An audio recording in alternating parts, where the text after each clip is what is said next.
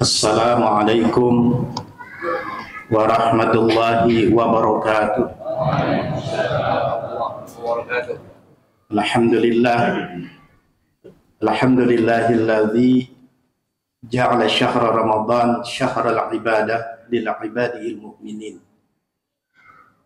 Allahumma salli wa sallim wa barik ala sayyidina wa maulana Muhammadin wa ala alihi wa sahbihi alladhina tabat nufusuhum wa saghat qulubuhum fakanuhum sa'adatal mansurin.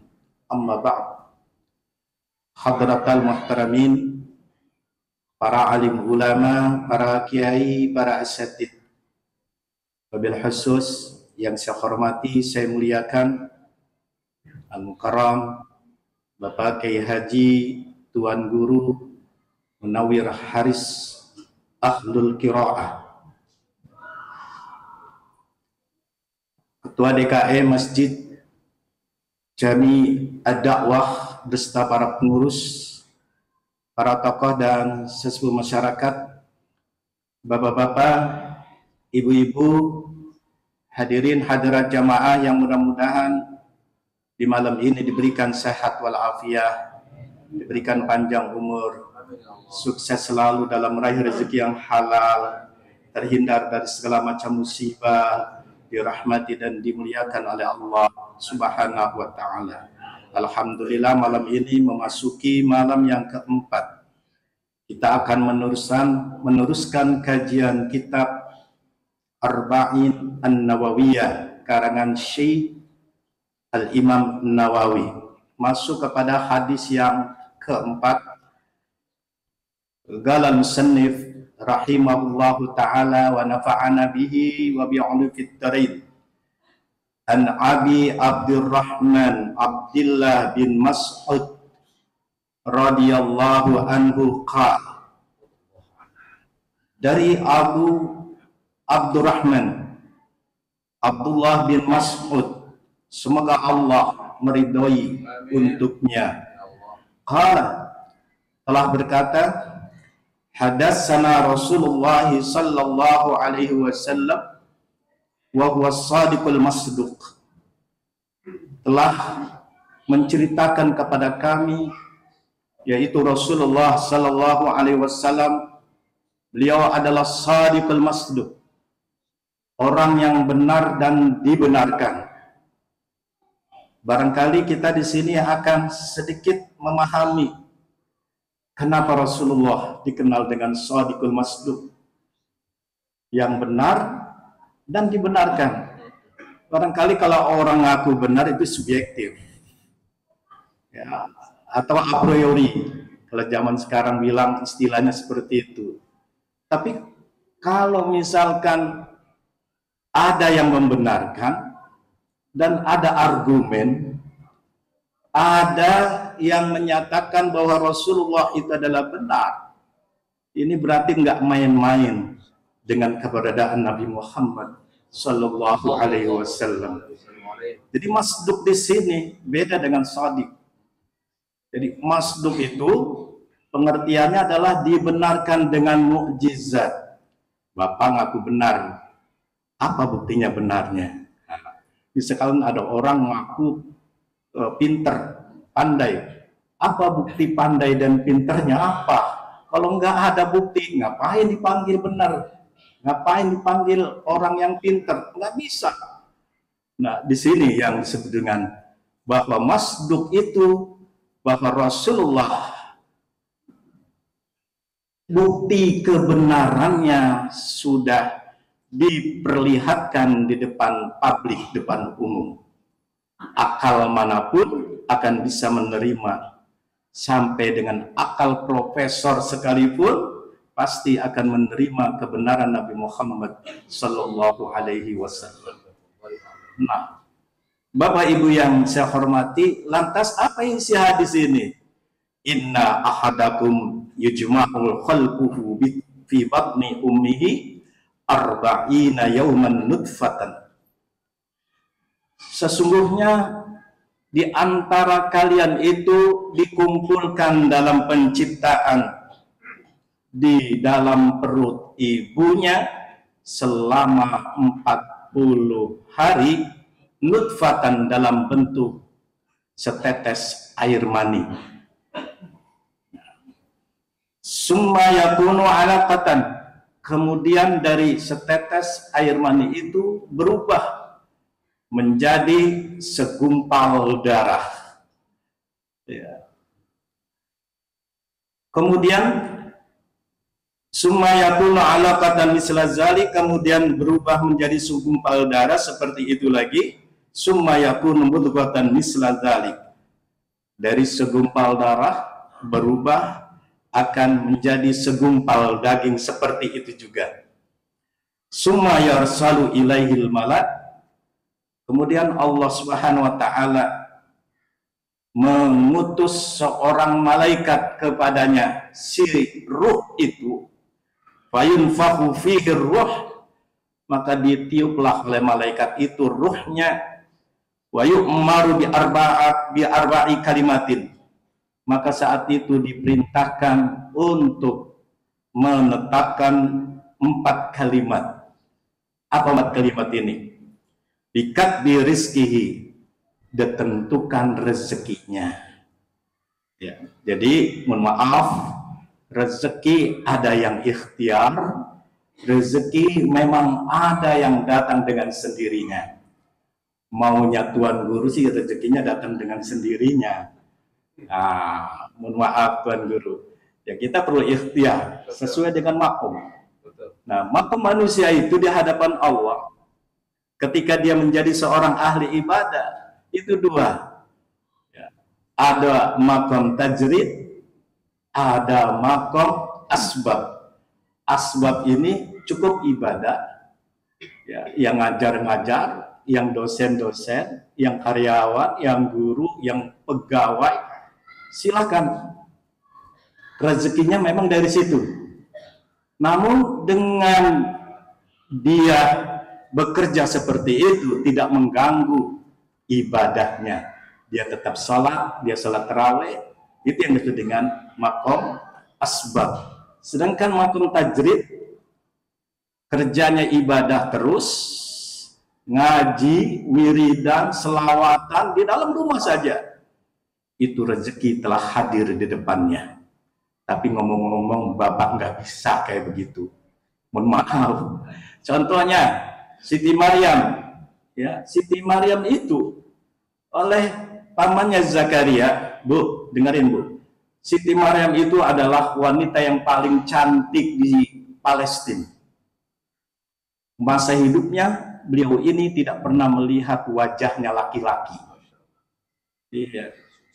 Baru melihat wajah laki-laki itu pamannya sendiri, Zakaria alaihi salam, di saat musim paceklik panjang. Nabi Zakaria alaihissalam masuk ke kamarnya, nak keluar nak. Maryam keluar cari makanan, tuh orang di luar berduyun-duyun cari makanan karena saat ini musim paceklik, musim kelaparan. Kamu siapa yang ngasih di dalam kamar terus? Maka pada saat itu pamanku, nggak usah khawatir, di kamarku sudah sedia makanan yang serba lengkap. Ada buah-buahan, ada panggang ayam, ada keju, ada susu, semuanya lengkap. Maka saat itu Zakaria bertanya, dari mana sebanyak makanan ini nak? Maria mengatakan, makanan ini setiap hari dia hantar oleh malaikat Jibril alaihissalam dari surga. Ini namanya makom tajrid, nggak usah kerja, datang sendiri rezekinya. Lah kalau Bapak ya Bapak harus kerja Pak. Nah di sini ya, jadi pengertian hadis ini telah ditentukan rezekinya oleh Allah. Betul, ada yang ikhtiar, ada yang sudah memang dijanjikan oleh Allah. Kemudian wa ajalihi wa amalihi, bahwa di alam ruh itu Allah Subhanahu wa taala telah menentukan ajalnya. Ya, tentang kematian kita ini sudah ditentukan. Mau sehat, mau sakit, tetap mati. Gak usah takut saya ngomong kayak gini, Pak. Ya iya. muda tua tetap mati. Kenapa? Kata-katanya bikatbi, telah ditentukan. Ya. Jadi orang yang takut mati ini sebenarnya belum syahadat, belum menyaksikan perbuatan Allah. Sebenarnya kematian tidak perlu ditakutkan, tapi dipersiapkan. Wa amalihi, dan pekerjaannya ditentukan. Wa syakiyun au sa'idun, bahagia dan menderitanya telah ditentukan.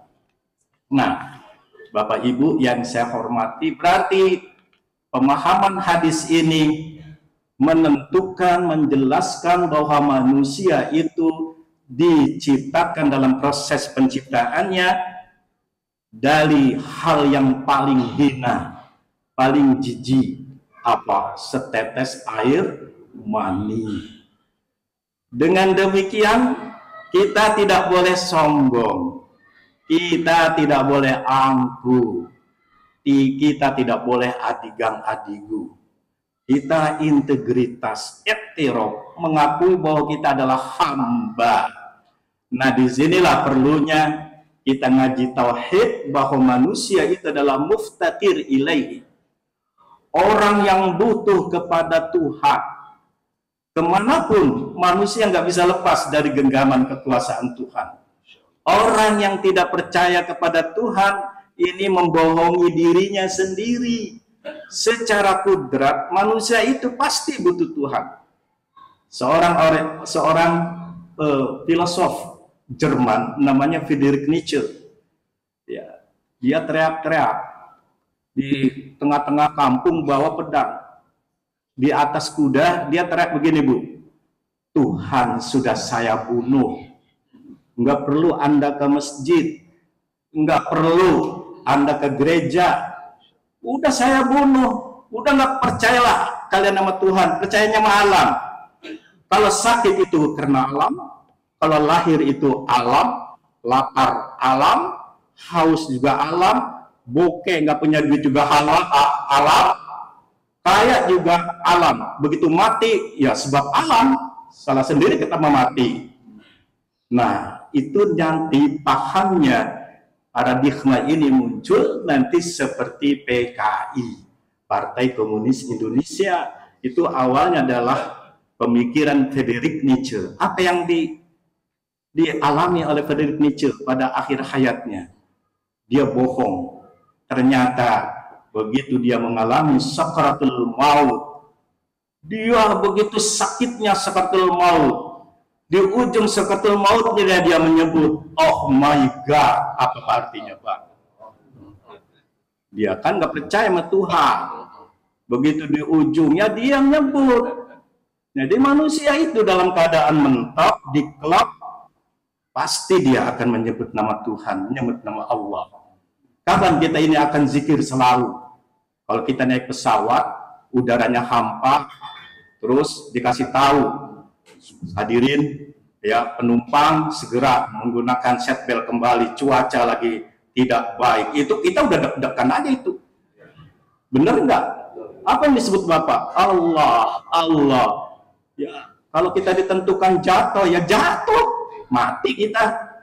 Nah, hadirin jamaah, disinilah bahwa manusia harus butuh kepada Tuhan. Berarti dengan kita mengetahui proses penciptaan manusia ini, diri kita dhaif, diri kita lemah, yang kuasa hanya Allah. Di dalam Al-Quran, surat Fatir ayat 15, ya ayuhan nas antumul fuqara ilallah, wallahul ghaniyul hamid. Wahai manusia, kamu ini butuh kepada Allah, dan Allah maha kaya lagi maha terpuji. Ini konsensus Tuhan, nggak bisa diganggu gugat lagi. Pasti manusia manapun ngaku adanya Tuhan. Nah, berikutnya hadis ini juga menyimpulkan bahwa ada takdir yang Allah ibros lahirkan kepada setiap kehidupan. Apa itu takdir? Ketentuan yang sudah terjadi. Ada qada, ada qadar. Nah, qada itu ketentuan yang belum terjadi. Kalau qadar atau takdir, ketentuan yang sudah terjadi. Contohnya, kita berencana ingin membuat rumah, itu dalam qada. Ternyata kita berdoa, ikhtiar, Allah menentukan, itu namanya qadar. Itu takdir. Bagaimana sikap orang menghadapi takdir? Maka yang pertama dengan doa. Rajinlah berdoa. Dengan doa itu, insya Allah segala hajat maksud kita akan ditentukan oleh Allah Subhanahu wa Ta'ala. Ya. Kemudian ikhtiar. Apa itu ikhtiar? Berusaha. Berusaha beda dengan tadbir. Apa itu tadbir? Tadbir itu mengatur. Contohnya nih, orang berjualan, keluar modal, dia hatinya ini pasti dagangan saya berhasil. Ini tadbir. Berarti sudah mendahului kudrat Tuhan. Ya, yang begini diharamkan.